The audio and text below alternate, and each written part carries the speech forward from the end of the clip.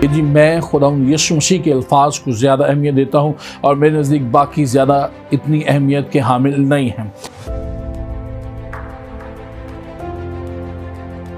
تو اس کا مطلب ہے کہ باقی کلام خدا کا الہام نہیں ہے۔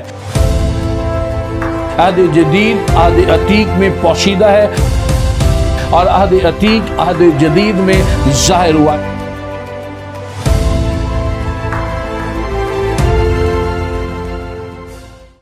خداوند یسوع کے عظیم جلالی بابرکت نام میں پادری ساکھ منور کا آپ تمام دوستوں اور ساتھیوں کو آزادانہ سلام پہنچے۔ میرا دل خوشی سے بھرا ہے کہ سال 2021 میں پہلی بار دوبارہ خدا نے موقع دیا کہ میں آپ کی خدمت میں حاضر ہو سکوں اور خدا کے کلام کی چند سچائیوں کو آپ کے ساتھ بانٹ سکوں۔ ناظرین اور سامعین، میں آج بڑے خاص موضوع کو لے کر آپ کی خدمت میں حاضر ہوا ہوں۔ پچھلے دنوں میرے ہی آفس میں بڑے معتبر دو دوست آئے اور ان میں سے ایک دوست دوسرے دوست کے ساتھ بحث کر رہا تھا کہ میں خداوند یسوع مسیح کے کہے گئے الفاظ کو زیادہ اعتبار اور معتبر سمجھتا ہوں اور زیادہ قدر کی نگاہ سے دیکھتا ہوں، جبکہ دیگر جو آیات مبارکہ ہیں یا دیگر جو افراد ہیں بائبل مقدس میں جن کا نام درج ہے، جو مقدس لوگ ہیں، شاید وہ زیادہ معتبر نہیں ہیں ان کی نگاہ میں۔ اس کے بعد چند دن پہلے ایسا ہوا، مجھے چند خدام کی فیلوشپ میں جانے کا موقع ملا اور جب ان کی خدمت میں بیٹھا ہوا تھا اور بات چیت ہو رہی تھی تو تین خدام تھے جو آپس میں یہ بات کرتے کرتے ایک دوسرے کے ساتھ بحث اور تکرار کر رہے تھے کہ جی میں خداوند یسوع مسیح کے الفاظ کو زیادہ اہمیت دیتا ہوں اور میرے نزدیک باقی زیادہ اتنی اہمیت کے حامل نہیں ہیں۔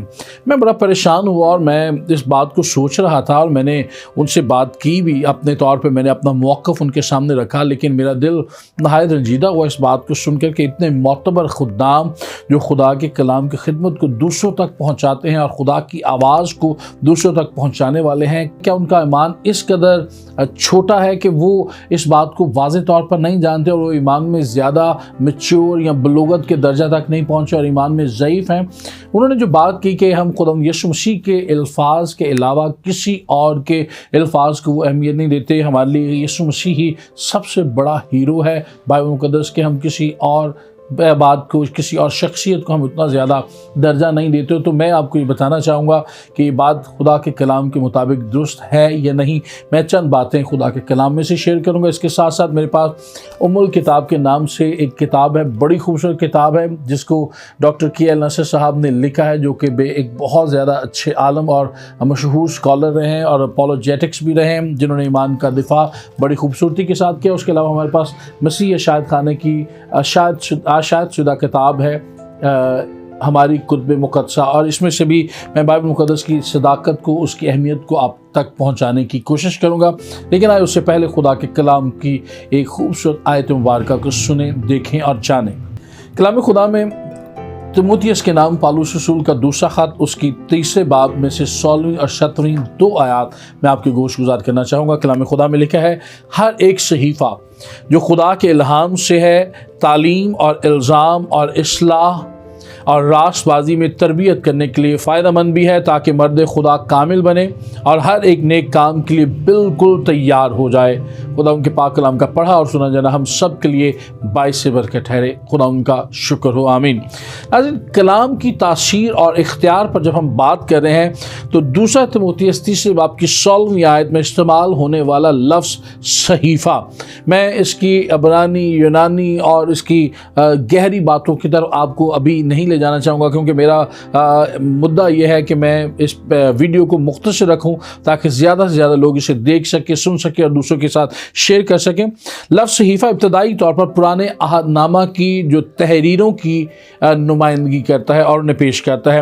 تاہم یہ نشان موجود ہے کہ جس وقت پالوس نے دوسرے تیموتھیوس کا خط لکھا، اس وقت نئے عہد نامہ کی کچھ تحریروں کو خدا کے الہام یعنی خدا کے چنے ہوئے لوگوں کو خدا کی طرف سے روح القدس کے ذریعے براہ راست ملنے والی ہدایت، جسے سادہ الفاظ میں الہام کہتے ہیں، اور با اختیار کلام کے طور پر تسلیم کیا جا چکا تھا۔ اس لیے ہم دیکھ سکتے ہیں پہلا تیموتھیوس 5 باب کی 18ویں آیت، جو کہ لوکا کی انجیل 10 باب کی 7ویں آیت کا اقتباس ہے، دوسرا پترس 3 باب کی 15ویں اور 16ویں آیات۔ لیکن آج ہمارے لیے اس لفظ سے مراد نئے اور پرانے دونوں عہد ناموں کی تحریروں کے لیے خدا کا با اختیار معتبر کلام ہے، جو مکمل طور پر قابل بھروسہ ہے، ٹھوس شہادت اور مسلمہ اختیار کی حمایت اور تصدیق کے ساتھ ہمارے لیے موجود ہے۔ یہ تمام تحریریں خدا کے کلام میں سے ہیں اور یہ انسانوں کے لیے خدا کا حقیقی اور واحد پیغام ہے جو کسی بھی طرح کی تحریف،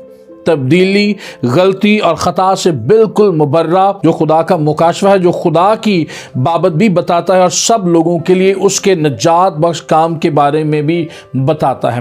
اس لیے میں اس کو بڑی سادگی کے ساتھ یہ کہنا چاہوں گا کہ اگر ہم یہ بات کہیں کہ خدا کا کلام صرف میرے لیے اتنا ہی حصہ معتبر ہے جو الفاظ، جو آیات مبارکہ خدا یسوع مسیح کے لبِ مبارک سے نکلے یا ان کی زبان اقدس سے ادا ہوئے، جاری ہوئے، صادر ہوئے، تو پھر باقی جو بائبل مقدس ہے کی کتب ہیں یا جو تحریری صحائف اور انبیاء کی کتب ہمارے پاس موجود ہیں یا جو رسولوں کے خطوط ہمارے پاس موجود ہیں، شاید وہ پھر اتنی اہمیت کے حامل نہیں ہیں۔ تو اس طرح سے ہم خود بائبل مقدس کے اختیار اور الہام پر تنقید اور انگلی اٹھا رہے ہیں۔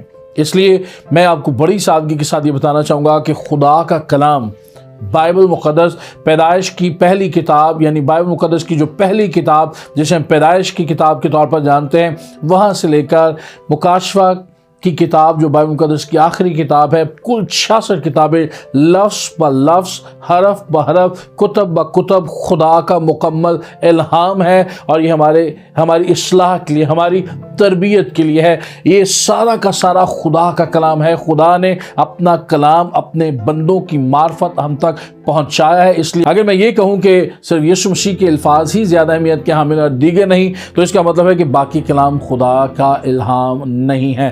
آئیں اس کے تعلق سے بائبل مقدس کے اختیار کے تعلق سے علماء کیا فرماتے ہیں اور بائبل مقدس کی اپنی صداقت اس کے تعلق سے کیا ہے۔ بڑی سادگی کے ساتھ یہ بتانا چاہوں گا، میں کتاب میں سے چند باتیں آپ کے ساتھ پڑھنا چاہوں گا اور کہنا چاہوں گا، بائبل مقدس خواہ اسے کسی زاویے سے دیکھا جائے وہ ایک فقید المثال کتاب ہے۔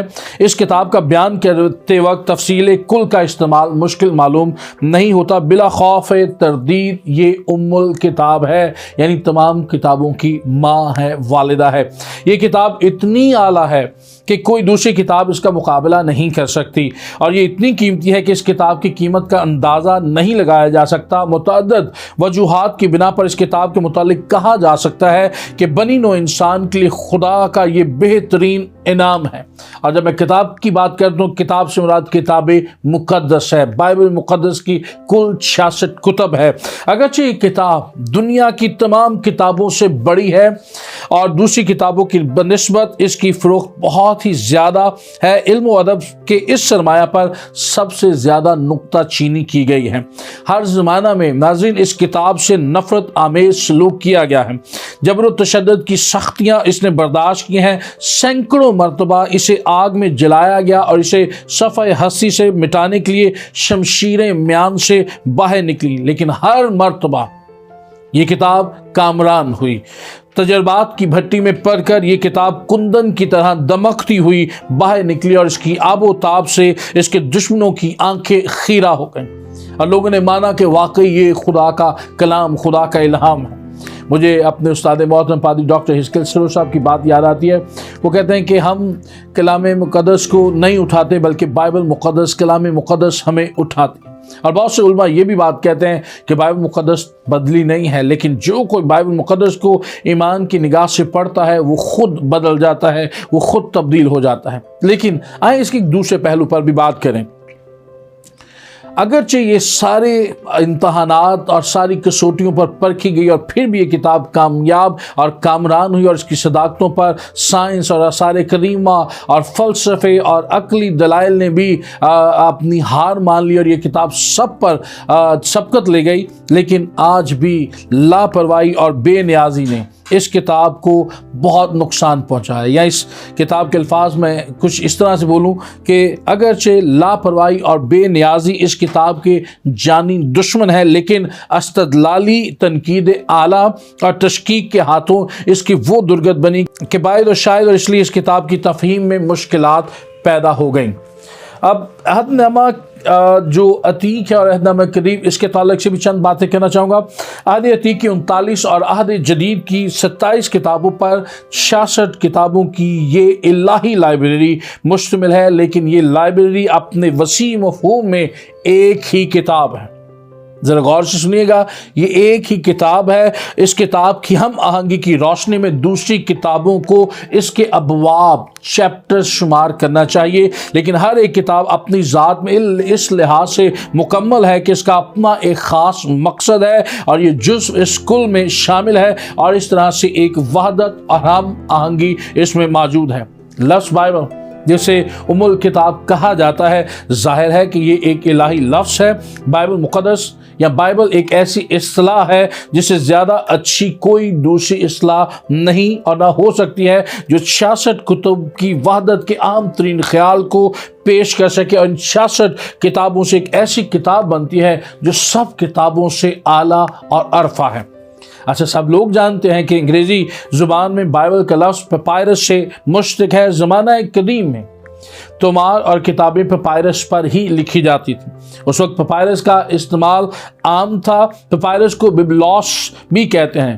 قدرتاً بڑی کتابوں کو ببلوس اور چھوٹی کتاب کو ببلیون کہنے لگے۔ دوسری صدی مسیحی میں یونانی مسیحی اپنے صحائف مقدسہ کو تا ببلیا کہنے لگے۔ تا ببلیا سے مراد کتب ہے۔ جب یہ لفظ لاطینی میں، یونانی سے لاطینی میں منتقل ہوا تو اہل زبان نے اسے واحد مؤنث سمجھا، یعنی ببلیا، اور یہی لفظ انگریزی میں بائبل رائج ہوا۔ لہذا اس موضوع نام سے نہ صرف اس کتابوں کی وحدت ظاہر ہوتی ہے، بلکہ اس سے یہ بھی معلوم ہوتا ہے کہ علم و ادب کے اس وسیع ذخیرے سے یہ انتخاب ہوا ہے جس کی صداقت مسلم اور اختیار قابل تعظیم ہے۔ بائبل مقدس کی موجودہ حیثیت بڑی بلند ہے۔ عہد جدید اور عہد عتیق دونوں کے دونوں مکمل طور پر خدا کا الہام ہے۔ اگرچہ بائبل مقدس میں یہ 2 عہد نامے شامل ہیں، لیکن پھر بھی یہ ایک کتاب ہے۔ یہ دونوں عہد نامے بائبل مقدس کی وحدت کو کچھ کم نہیں کرتے، یعنی جس طرح بائبل مقدس کی 66 کتابوں سے اس کی وحدت میں کمی نہیں، اسی طرح 2 عہد نامے وحدت سے کسی چیز کو کم نہیں کرتے۔ عہد عتیق اس کتاب کا ایک عام اور لانفک اہم جزو ہے۔ عہد عتیق اساس ہے، اور عہد جدید کا آغاز اس کے بغیر عہد جدید کا وجود ناممکن ہوتا، اور اگر یہ نہ ہو تو عہد جدید بالکل بے معنی ہے۔ ایک عہد دوسرے عہد کا تکمیلی جزو ہے۔ عہد جدید عہد عتیق میں پوشیدہ ہے، اور عہد عتیق عہد جدید میں ظاہر ہوا ہے۔ ان دونوں عہدوں کو یا عہود کو ایک دوسرے سے جدا کرنے اور ہر ایک کا علیحدہ علیحدہ مطالعہ کرنے سے ناقابل تلافی نقصان اور الجھنیں پیدا ہوئی ہیں۔ دراصل یہ دونوں عہد ایک وحدت ہیں اور انہیں ایک دوسرے سے جدا نہیں کیا جا سکتا۔ اس کے سلسلے میں ایک اور بات، عہد عتیق اور عہد جدید کی جو اصطلاح ہے، اس کو لاطینی فادروں نے مقبول عام کیا، اور یہ اصطلاح اس وقت تک عام نہ ہوئی جب تک مسیحی صحائف مکمل نہ ہوئے۔ یہودی صحائف سے امتیاز کرنے کی غرض سے یہ طریقہ اختیار کیا گیا کہ یہ عہد نامہ عتیق ہے اور یہ عہد نامہ قدیم ہے۔ اچھا، ایک اور بات اس سلسلے میں کہنا چاہوں گا، یہ الہی کتاب ہے کیونکہ خدا کے الہام سے یہ کتاب لکھی گئی، اور بنی نوع انسان کے لیے یہ خدا کا پیغام ہے جو معجزانہ طور پر اب تک محفوظ ہے۔ یہ ہر لحاظ سے انسانی کتاب بھی ہے، کیونکہ یہ بنی نوع انسان کے لیے جیسے وہ ہیں اور جہاں کہیں وہ ہیں۔ قصہ مختصر بنی نوع انسان کے لیے خدا کی کتاب ہے۔ وہ مسائل جن کا بنی نوع انسان کی روح کے ساتھ گہرا تعلق ہے، ان کے بارے میں یہ کتاب خدا کی مرضی اور اس کے ارادے کو ظاہر کرتی ہے، اور اس کا پیغام اس زمانے سے پرے بھی لے جاتا ہے جس کے لیے یہ پیغام دیا گیا اور لکھا گیا۔ اس لیے اس کتاب کا پیغام حقیقتاً مذہبی ہے۔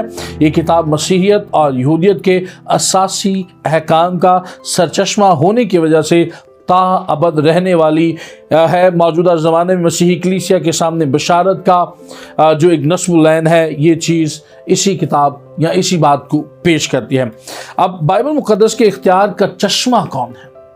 बाइबल मुक़द्दस के इख्तियार का चश्मा या सरचश्मा या सोर्स या मंबा खुद खुदा है, और इसकी सदाकत इसके इलाही मंबा का लाजमी नतीजा है। और याद रखिएगा, यीशु मसीह ने खुद ये बात अपनी ज़ुबान अक़दस से फरमाई है। यूहन्ना की इंजील उसके 17वें बाब की 17वीं आयत का एक हिस्सा आपके लिए तलावत किया चाहता हूँ। तेरा कलाम सच्चाई है। तो मैं और भी बहुत सारी बातें कर सकता हूँ, लेकिन सादगी के साथ फिर से ये बात दोहराना चाहूँगा कि खुदा के कलाम का हर एक लफ्ज़ खुदा के इल्हाम से लिखा गया है, और ये खुदा का इल्हाम है लफ्ज़ ब लफ्ज़।